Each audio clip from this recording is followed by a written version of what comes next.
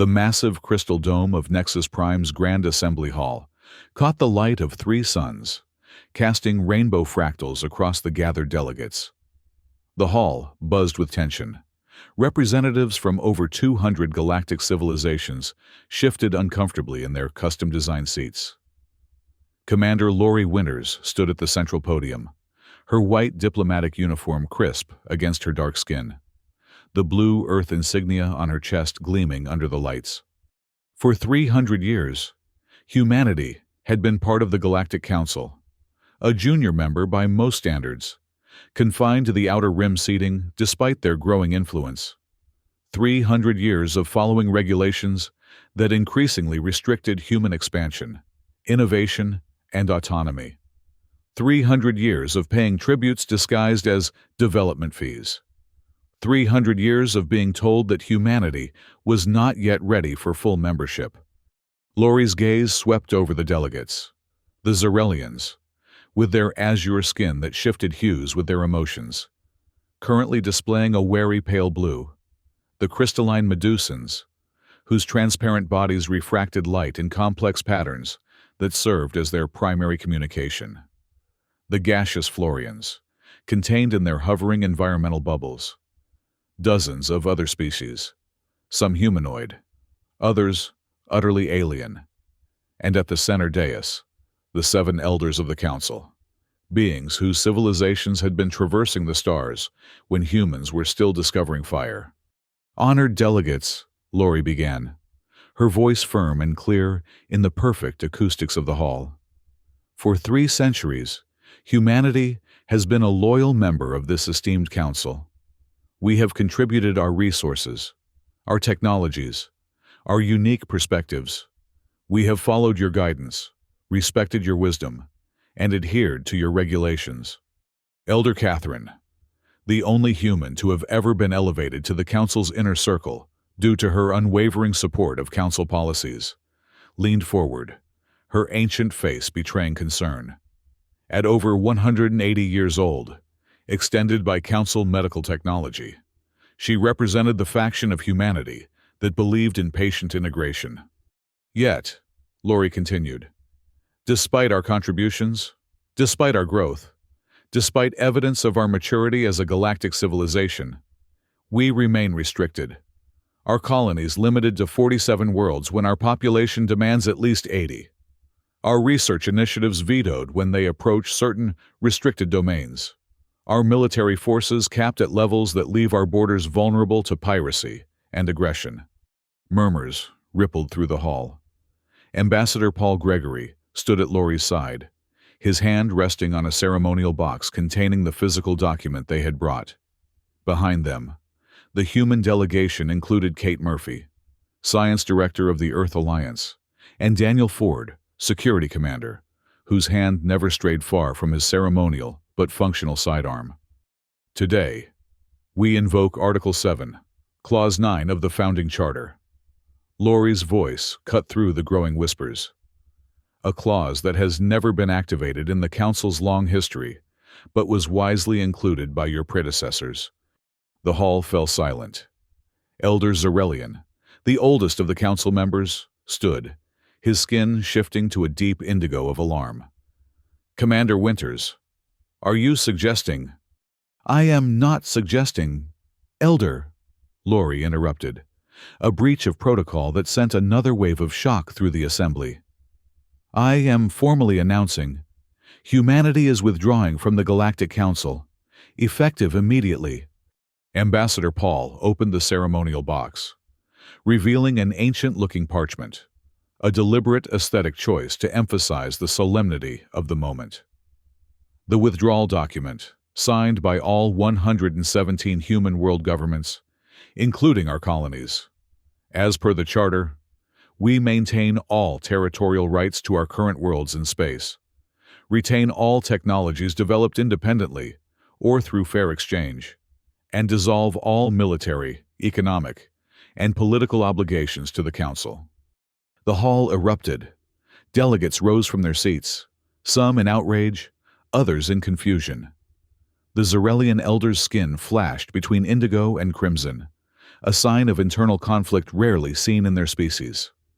Elder Catherine's face had gone white with shock.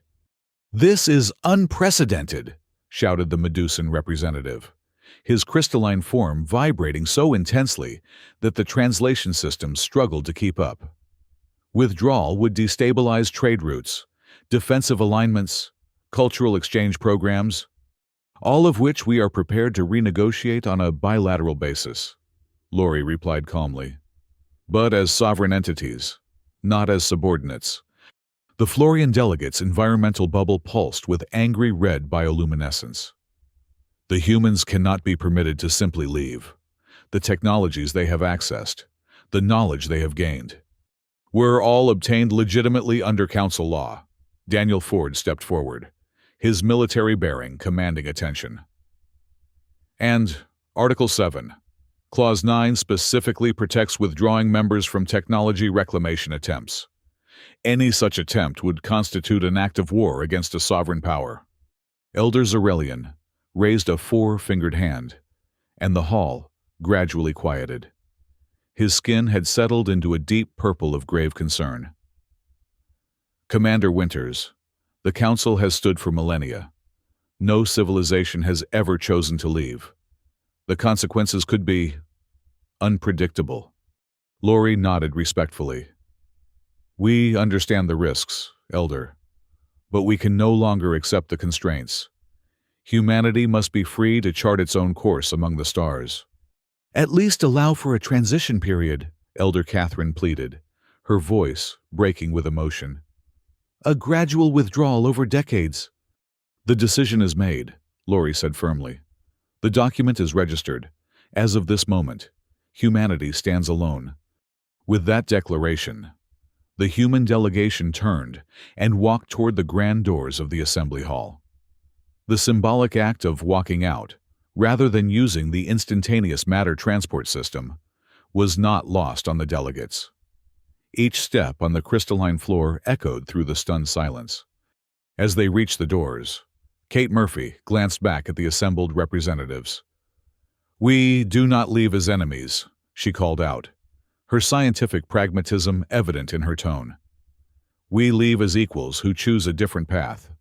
Our communication channels remain open for those who wish to engage with us on terms of mutual respect." The massive doors swung open, and the human delegation stepped through, leaving the Galactic Council in disarray for the first time in 10,000 years. Outside, in the private chamber reserved for Earth's delegation, Lori finally allowed her shoulders to slump slightly. That went exactly as expected. Which means it went perfectly, Paul Gregory said, placing the ceremonial box on a table.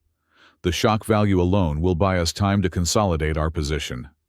Daniel Ford was already activating his secure communication device. All human ships are implementing Protocol Exodus. Military vessels are moving to defensive positions around our territories. Civilian transports are being recalled from Council space.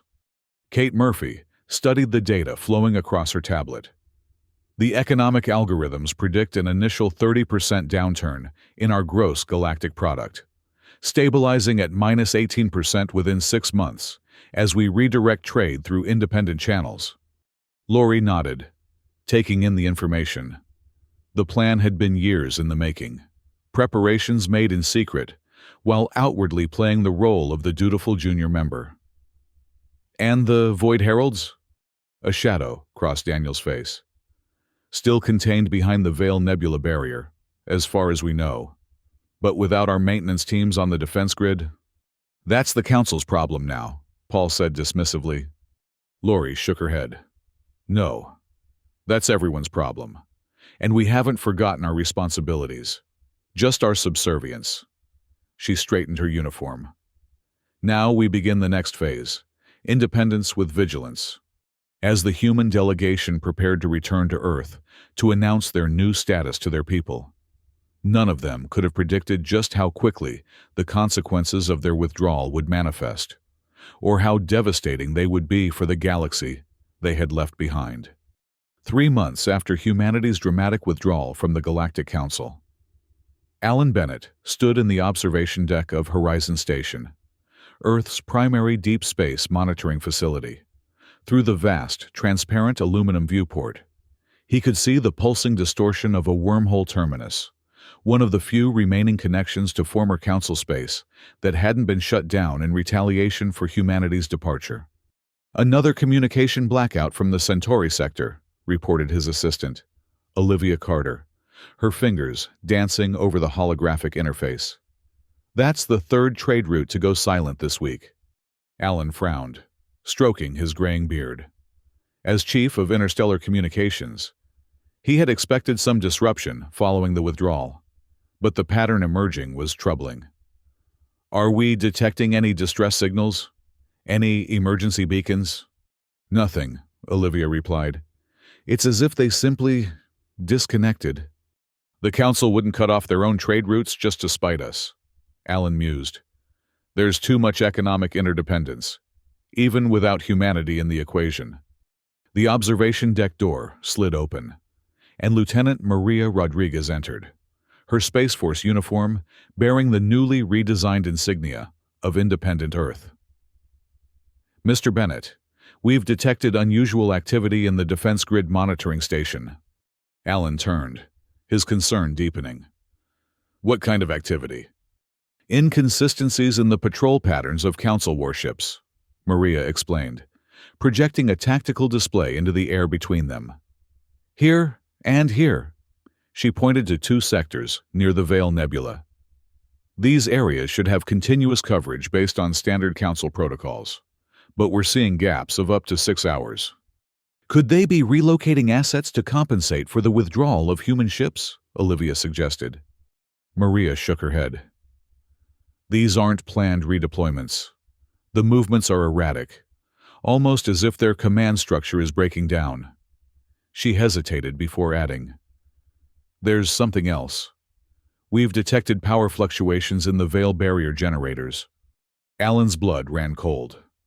The Veil Nebula had been artificially reinforced centuries ago to contain the mysterious entities known as the Void Heralds, beings of pure energy that consumed matter and information with equal veracity. The barrier required constant maintenance and monitoring, tasks that had been disproportionately handled by human engineers due to their aptitude for improvisation and problem-solving. "How severe are the fluctuations?" he asked. "Within operational parameters, for now," Maria replied. "But the trend is concerning. Without human maintenance teams, the efficiency is dropping by approximately 0.8% per week." "At that rate," Olivia calculated quickly, "the barrier integrity will reach critical levels in approximately 4 months," Maria confirmed grimly. Alan moved to the communication console. "We need to alert the President and the Security Council immediately, and prepare a message to the Galactic Council, whatever political differences we have. This is a matter that affects us all." As he worked, Alan couldn't shake the feeling that humanity's grand gesture of independence was about to face its first severe test, and that the consequences might reach far beyond what anyone had anticipated. In the Oval Office of the new White House in Geneva, President Jason Hill studied the holographic projections with a grim expression. The room was filled with the highest officials of humanity's newly independent government, their faces equally solemn as they absorbed Alan Bennett's report. "So you're telling me," the president said slowly, "that in the 3 months since our withdrawal, the Galactic Council has begun to experience significant operational degradation?" "That's correct, Mr. President," Alan confirmed.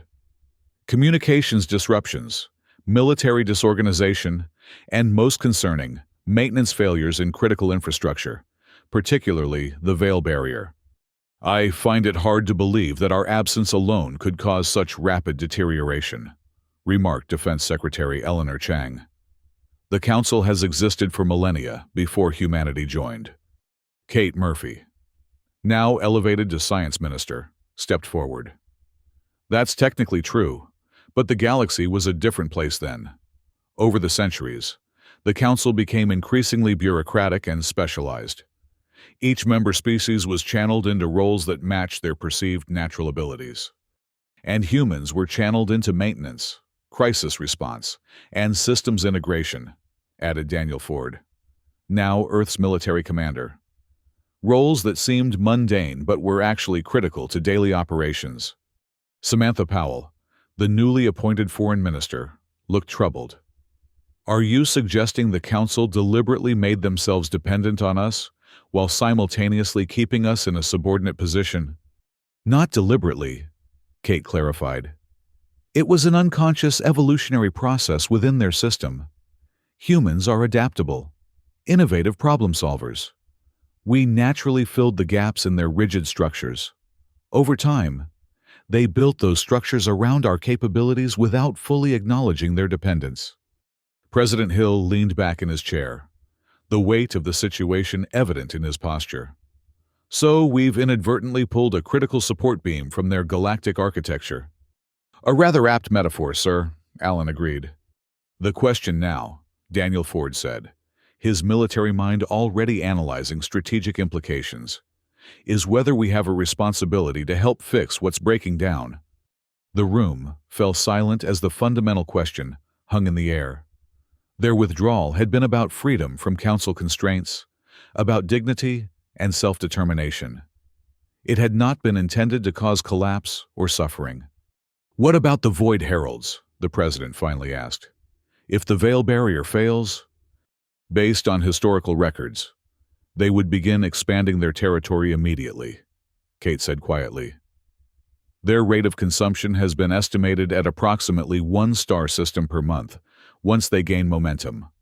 And their path of expansion would eventually reach human space, Daniel added. President Hill stood and walked to the window, looking out at the rebuilt Geneva skyline, a testament to human resilience after the climate wars of the previous century. We left the Council because they wouldn't treat us as equals, because they restricted our growth and potential while exploiting our abilities. I will not rush back into their arms at the first sign of trouble. With respect, sir, Samantha interjected. There's a difference between rejoining the Council and selectively engaging to prevent catastrophe. Agreed, said Eric Barnes, the economic minister. We could negotiate limited technical assistance in exchange for concessions that recognize our sovereign status. The President turned back to face his cabinet. Prepare a diplomatic overture. Make it clear that we're willing to provide targeted assistance with the Veil Barrier as an independent ally, not as returning members.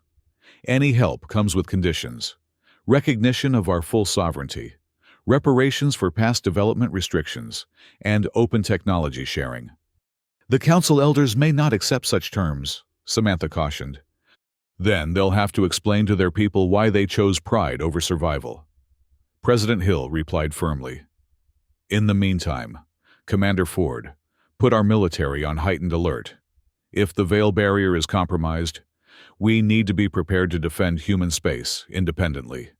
As the meeting adjourned, Alan Bennett found himself wondering how quickly the galaxy was unraveling without humanity's integrating presence, and whether their offer of conditional help would come in time to prevent disaster. On the bridge of the Starship Defiance, Captain Ryan Collins watched the tactical display with growing concern. The massive vessel, pride of Earth's independent fleet, hovered at the edge of the Veil Nebula, its sensors probing the shimmering barrier that held back the Void Heralds. Energy fluctuations increasing, Captain, reported his science officer, Lieutenant Commander Prisha Sharma. The barrier is down to 76% efficiency and declining. Any response from Council forces to our presence? Ryan asked, his eyes never leaving the display. Negative, sir, replied Communications Officer James Liu. We've broadcast our position and intentions on all standard frequencies. No acknowledgement. Ryan frowned. It had been 5 months since humanity's withdrawal, and 2 months since President Hill's offer of conditional assistance. The Council's formal response had been proud, dismissive, claiming they had the situation under control and needed no help from secessionists. But the data told a different story. Multiple distortions detected on the other side of the barrier, Prisha announced, her voice tightening. The Void Heralds are probing for weaknesses, Ryan made his decision. Send a priority message to Earth Command. The situation is deteriorating faster than projected. Request permission to implement Operation Firewall. James nodded and began the transmission. The bridge fell silent, except for the muted beeps of the monitoring systems. Everyone knew what Operation Firewall entailed. Unilateral human intervention to reinforce the veil barrier, with or without Council approval. Message sent, sir, James confirmed. Estimated response time, 20 minutes due to subspace interference from the nebula. We may not have 20 minutes, Prisha warned, pointing to a rapidly expanding dark spot in the barrier's shimmering surface.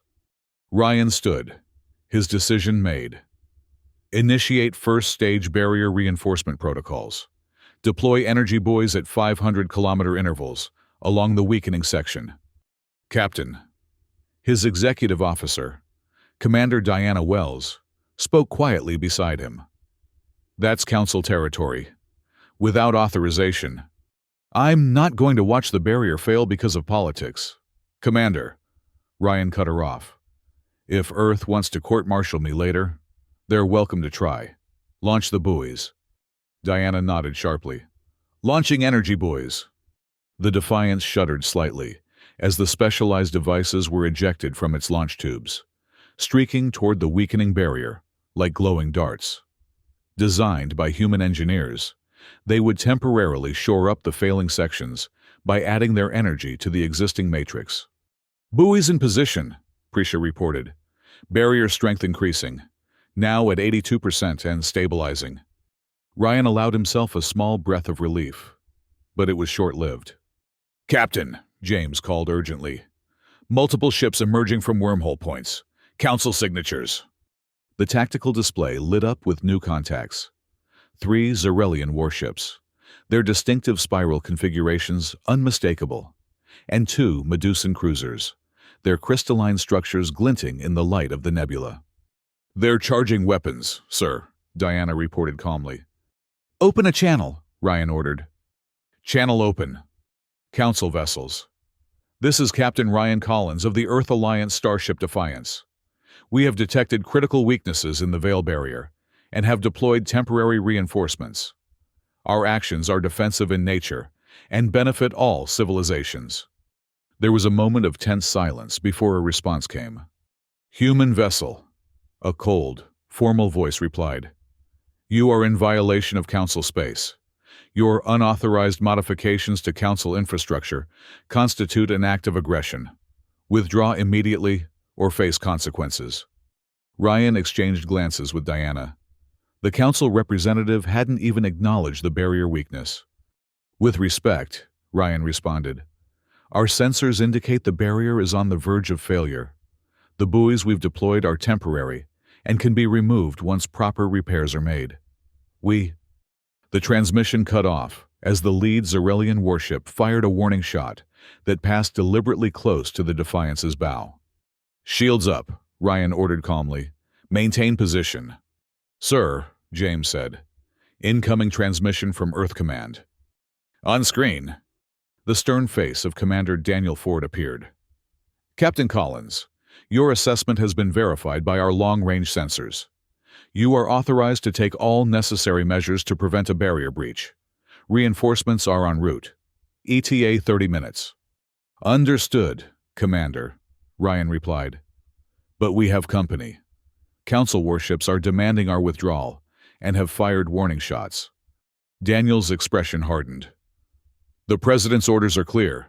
The Void Heralds must be contained.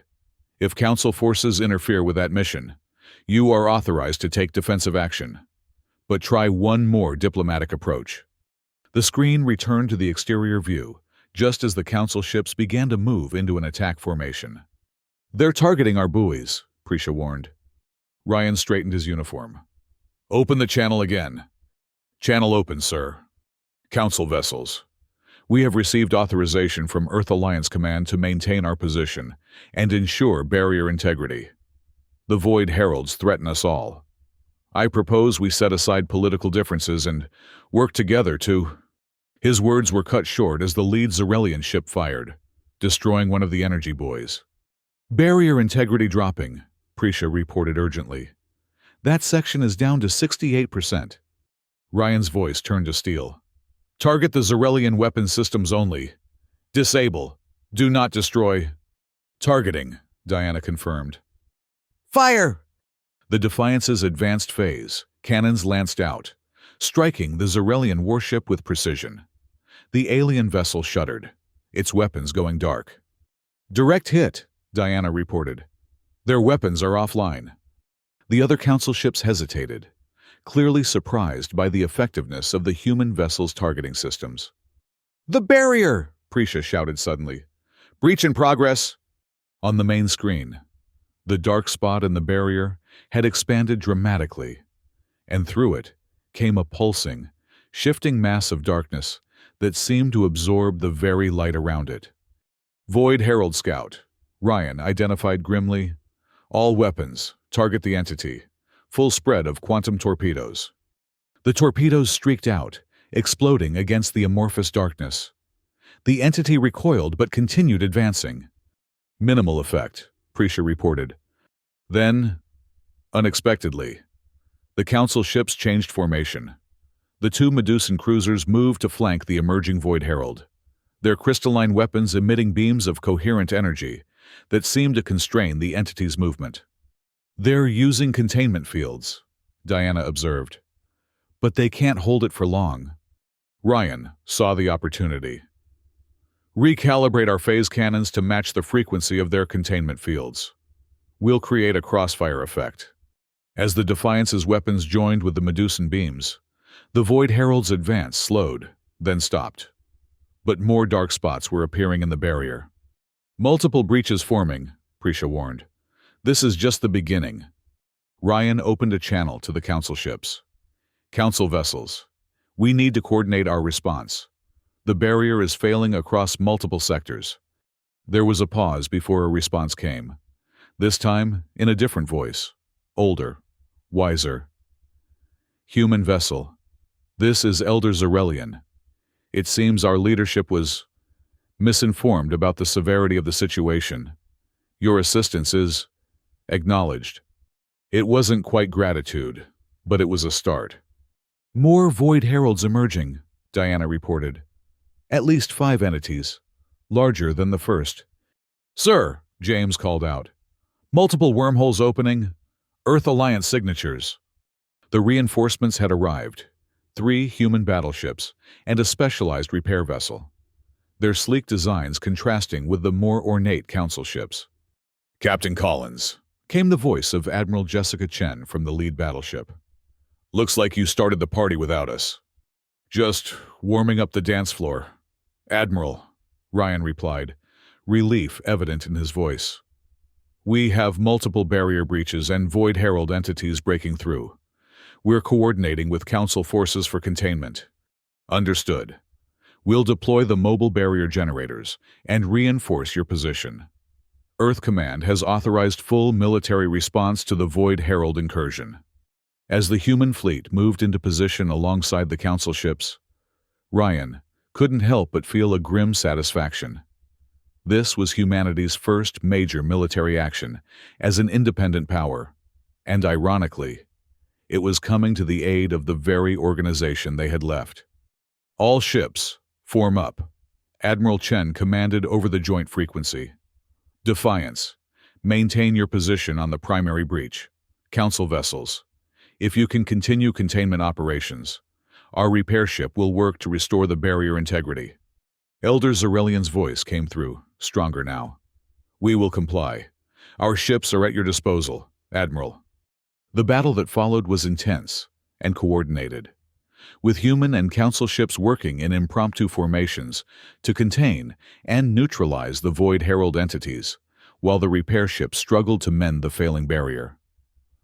Hours passed in a blur of tactical maneuvers, energy discharges, and emergency repairs. When it was over, the barrier stood reinforced. The Void Heralds had been driven back, and a new reality had been established. The galaxy needed humanity's innovative approach to crisis management, whether the Council wanted to admit it or not. As the Defiance's crew finally stood down from battle stations, Ryan received a private communication from Elder Zarelian. "Captain Collins," the ancient being said, his skin a thoughtful blue-green. "It seems we have much to discuss regarding the future relationship between our peoples." Ryan nodded respectfully. "I believe we do, Elder. I believe we do." The first major space battle between the combined Human Council forces and the Void Heralds became a turning point in galactic politics. The news spread rapidly across inhabited worlds. Humanity, the recently departed junior member, had proven essential to containing a threat that could have consumed countless civilizations. In the presidential office in Geneva, Jason Hill studied the after-action reports with a mixture of pride and concern. "Our forces performed admirably," he noted to his assembled advisors. "The Defiance crew in particular deserves commendation." Captain Collins made the right call. Commander Ford agreed. If he had withdrawn as ordered by the Council ships, the barrier would have failed completely before our reinforcements arrived. Foreign Minister Samantha Powell leaned forward. "More importantly, this incident has dramatically shifted our negotiating position. 3 Council member species have already reached out through unofficial channels, expressing interest in bilateral agreements with Earth. And Elder Zarelian has formally requested a summit," added Chief of Staff Michael Reeves, "to discuss, in his words, mutual security concerns and potential cooperative frameworks." President Hill smiled slightly. "Which is diplomatic speak for, we need you more than we're willing to admit." "Precisely," Samantha confirmed. "The Council is fracturing. Mr. President, our withdrawal was the crack, but their failure to contain the Void Heralds without us has widened it into a chasm. Member species are questioning the leadership for the first time in centuries." "What do you recommend?" the President asked. "We accept the summit invitation," Samantha replied without hesitation. "But we hold it on Earth, not Nexus Prime, and we maintain our original conditions: recognition of sovereignty, reparations, and technology sharing." Science Minister Kate Murphy nodded in agreement. "This incident has proven that our technological approach, emphasizing adaptability and redundancy over elegant efficiency, has significant advantages in crisis situations. We should leverage that."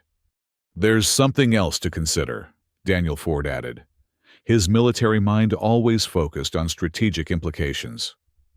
The Void Heralds targeted the barrier sections that had been maintained by human teams. It's as if they knew exactly where to strike once we withdrew. A troubled silence fell over the room. "Are you suggesting they have intelligence?" the President asked. "That they deliberately waited for our withdrawal?" "I'm suggesting we can't rule it out," Daniel replied cautiously. "The timing is convenient." Kate frowned. "The Council has always classified the Void Heralds as non-sentient energy phenomena, dangerous but not intelligent. If they're actually something more, then the galaxy faces a greater threat than anyone has acknowledged." Jason finished grimly. "All the more reason to negotiate from a position of strength." He stood. Decision made. Schedule the summit for next month. Make it clear that we come as equals, not supplicants. Humanity is willing to help maintain galactic stability, but not at the cost of our independence or dignity. As his advisors filed out, the President moved to the window, gazing up at the night sky where stars twinkled, each one potentially at risk if the Void Heralds broke free of their containment. The responsibility weighed heavily, but there was also a sense of vindication. Humanity had proven its worth, not through words but through actions. The summit would be the next battlefield, one fought with words and diplomatic maneuvering rather than ships and weapons, but no less important for the future of human independence in the galaxy. 1 month later, the Grand Assembly Hall of the United Nations in Geneva buzzed with an unprecedented gathering. Representatives from 27 council species sat in carefully arranged sections, their diverse physiologies accommodated by specialized environmental controls. At the center, A large circular table held the primary negotiating parties, the human delegation led by President Hill, and the council delegation led by Elder Zarelian. The absence of several council elders, including Catherine, was conspicuous, a sign of the political upheaval occurring within the council itself. "Welcome to Earth," President Hill began, his voice firm but respectful. "This summit represents an opportunity to forge a new relationship between humanity and the Galactic Council, one based on mutual respect and common interests." Elder Zarelian's skin shifted to a formal shade of deep blue. "President Hill, on behalf of the Council, I acknowledge the unexpected consequences that followed humanity's withdrawal. The recent containment breach at the Vale Nebula has demonstrated the interconnected nature of our security concerns. Diplomatic language aside, it was as close to an admission of dependence as the proud elder would likely make. The breach was contained through cooperation," President Hill noted, "a model that could serve us well moving forward." Foreign Minister Powell took over, outlining humanity's proposal, a new treaty of mutual recognition that would formalize Earth's independent status while establishing protocols for cooperation on matters of galactic security, particularly the containment of the Void Heralds.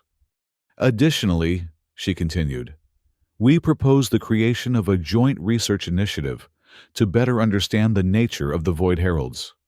Recent events suggest they may possess capabilities beyond what has been previously documented." This statement caused a ripple of unease among the council representatives. A Medusan delegate rose, her crystalline form catching the light. "Are you suggesting the heralds are sentient? This contradicts centuries of council research." Science Minister Murphy stood to respond. "We are suggesting that our collective understanding may be incomplete. The targeted nature of the recent breaches, coinciding with the withdrawal of human maintenance teams, indicates a level of strategic awareness that merits further investigation." The discussions continued for days, moving from formal plenary sessions to smaller working groups. Technical experts debated barrier maintenance protocols, military strategists analyzed defense alignments, and economists calculated the costs of various cooperative frameworks. Throughout it all, a fundamental truth became increasingly clear. The old council model, centralized authority dictating terms to member species, was no longer sustainable. Humanity's successful withdrawal had proven that independence was viable, and their crucial role in containing the Void Heralds had demonstrated that cooperation could exist without submission. On the final day of the summit, Elder Zarelian and President Hill stood together before the assembled delegates. After careful deliberation, Elder Zarelian announced, his skin now a reflective silver that indicated significant internal change. "The Council acknowledges the sovereign status of humanity and the Earth Alliance. Furthermore, we recognize that the recent crisis has revealed structural weaknesses in our organization that must be addressed." A murmur ran through the assembly. "Therefore," the elder continued, "I propose a fundamental restructuring of the Galactic Council itself, from a hierarchical governing body to a cooperative alliance of sovereign civilizations." The hall erupted in a mixture of shock, approval, and concern. Several delegates rose to speak at once, but President Hill raised his hand for silence. "This is a historic moment," he said when quiet had returned. "Humanity did not leave the Council to destroy it, but to transform our relationship with it.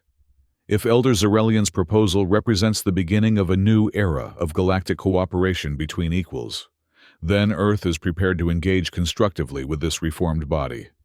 As the summit concluded, with the signing of preliminary agreements, Commander Lori Winters, now Earth's ambassador to the Transitional Council, found herself standing beside Elder Zarelian in a quiet moment, away from the ceremonies. "When I led our delegation out of Nexus Prime," she admitted, "I never imagined we would be back at the table so soon, or under such circumstances." The ancient being's skin rippled with complex patterns that the translation systems couldn't quite capture. The universe has a way of surprising even those of us who have lived for millennia, he replied. Perhaps the council needed to break before it could be properly rebuilt. And the Void Heralds? Lori asked. If they truly are intelligent, targeting us deliberately, then we face a graver threat than we knew, Zarelian acknowledged. But also, perhaps, an opportunity for true unity of purpose among our civilizations. As they rejoined the main gathering, Lori couldn't help but reflect on the irony. Humanity had left the Galactic Council to assert its independence, only to find itself at the center of creating a new, more equal galactic order. The day humanity left, everything had indeed collapsed, but from the ruins, something better was emerging. 5 years after humanity's historic withdrawal from the Galactic Council, Commander Lori Winters stood once again in a grand assembly hall. But this was not the crystal dome of Nexus Prime. This was the newly constructed Harmony Nexus on neutral territory, a space station built through the collaborative effort of 17 galactic civilizations, including humanity. The circular chamber featured no elevated dais for elders, no junior seating sections. Instead, representatives from all worlds sat at equal distances from the center, where matters of joint concern were presented and discussed. Distinguished representatives, Lori began, her white diplomatic uniform now bearing the combined insignia of Earth and the new Galactic Alliance. 5 years ago, humanity chose to stand alone rather than remain subordinate. Today, we stand together as equals in this alliance, facing common challenges with shared purpose. She gestured to the holographic display hovering above the chamber's center, showing the reinforced veil barrier, now maintained by a multinational force with human innovation at its core, but contributions from all member species. The Joint Void Herald Research Initiative has confirmed what we suspected, she continued. These entities possess a form of collective intelligence, different from our own, but undeniably sentient. Their attacks are not random energy discharges, but deliberate attempts to expand their domain. Ambassador Paul Gregory, still at her side after all these years, activated the second phase of the presentation. Thanks to the combined scientific efforts of Medusan crystallography, Zarelian energy manipulation, and human information theory, we have established limited communication with the Void Herald Collective. This announcement sent a ripple of amazement through the assembly. What had begun as a security crisis had evolved into a first contact situation unlike any previously encountered.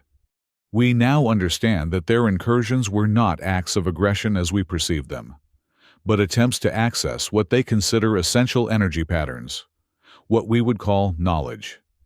Their method of learning involves a process similar to consumption, but with proper interfaces, this can be managed without destruction. Kate Murphy, now heading the scientific division of the Alliance, stood to elaborate. We have established 3 communication outposts along the Veil Nebula where controlled information exchange can occur. This has reduced barrier breach attempts by 94% and has yielded fascinating insights into the Herald's perception of reality. Elder Zarelian, who had voluntarily stepped down from his leadership position to serve as a regular representative of his people, shifted his skin to an approving shade of gold. When the barrier first failed 5 years ago, we feared extinction. Instead, we have found a new form of life to understand. The humbling of the old council has led to growth none could have predicted. President Hill, serving his final year before elections, addressed the assembly. The new accord we signed today formalizes what we have been building these past 5 years. A true alliance of sovereign civilizations, united by choice rather than compulsion. The mandatory tribute system has been replaced by proportional contribution to joint initiatives. Technology restrictions have given way to collaborative innovation. Military forces remain under national control, but coordinate through the Joint Defense Protocol. He paused, looking around at the diverse representatives. And perhaps most importantly, The rigid specialization that made us dangerously dependent on each other has been replaced by knowledge sharing and cross-training. No single species withdrawal could now collapse our collective security or prosperity.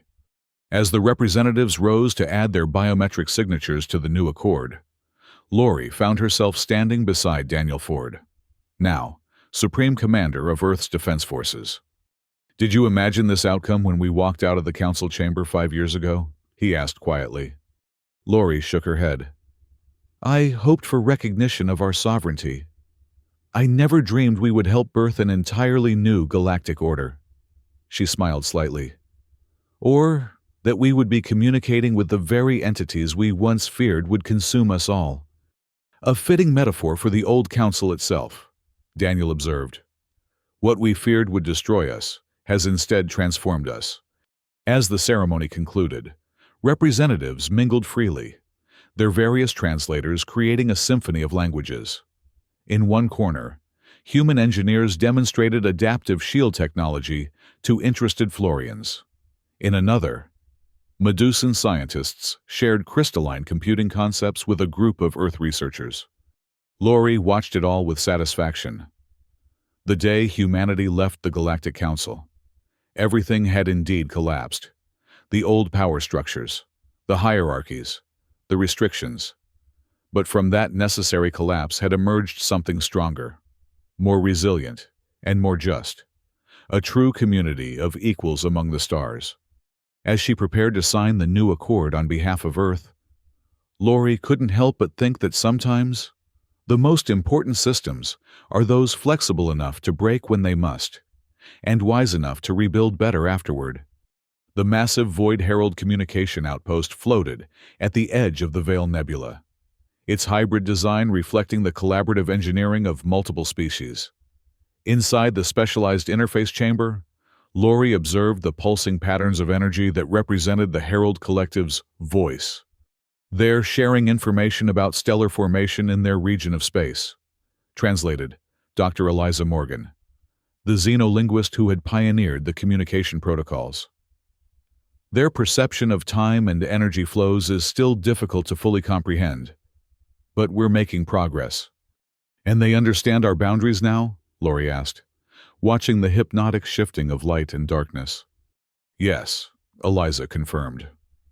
The concept of separation without hostility was initially alien to them. But they've adapted remarkably. They no longer attempt to consume knowledge directly, but accept the controlled interfaces we've established. As Lori prepared to leave the outpost for the return journey to Earth, she reflected on the journey of the past 5 years. What had begun as a political statement, humanity's withdrawal from an oppressive system, had cascaded into galactic restructuring, first contact with a new form of intelligence, and the creation of a more equitable interstellar community. The old council, with its rigid hierarchies and specializations, had been unable to adapt to humanity's absence. But in its collapse, the diverse civilizations of the galaxy had discovered something profound. True strength came not from centralized control, but from the voluntary cooperation of unique and sovereign peoples. As her ship departed, Lori looked back at the shimmering Veil Nebula, once a barrier of separation and fear, now a frontier of communication and discovery. Sometimes, she thought, the most important step forward begins with the courage to walk away. And as humanity continued its journey among the stars, now as equals rather than subordinates, the lesson of that fateful day remained. Systems that cannot bend will eventually break, but from their breaking can come new beginnings more beautiful and just than what came before. The day humanity left the Galactic Council, everything collapsed, and in that collapse, the galaxy found its way forward.